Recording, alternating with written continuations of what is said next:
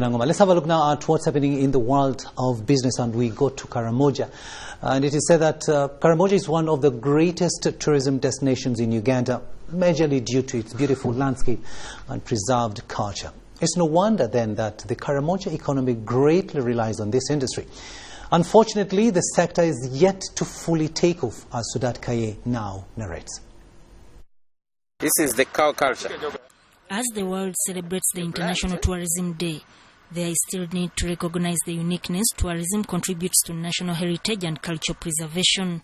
Enable Uganda is one of the greatest promoters of tourism in Karamoja in partnership with government. They have trained students in 35 institutions on how to professionalize their trade and package their products, creating over 30,000 jobs in the local sector.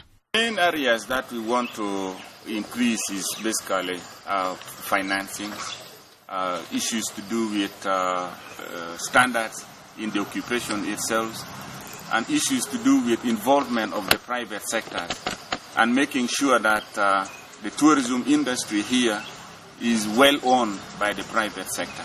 And that is the Skilling Uganda paradigm shift. Enable Uganda has created partnerships with key players to grow local tourism, with Karatunga Safaris taking lead. The CEO Karatunga Safaris, Theo Modovos, says tourism industry has suffered great losses, especially due to the COVID-19 crisis. He adds that there are challenges like infrastructure that need to be addressed now that airports are beginning to open up. Improvement of our infrastructure. Sometimes the roads demotivate people even to reach this area. Number two, it will be for sure the safety in the region. I think our government really is doing their best, but this should be a security for anybody coming here. And number three, very important, capacity building of anybody in the sector, for them to understand tourism, for domestic clients, but also for international clients, from the hotel owner up to the one who's actually opening the gates.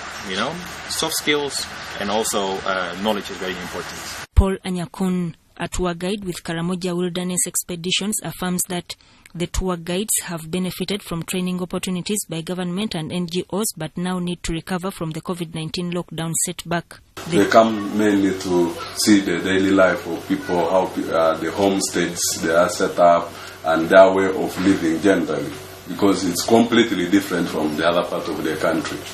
The doors to Karamoja tourism have been open for long, and stakeholders insist that it's now time to focus on both local and inter-border tourism. Sudat Kaye, UBC.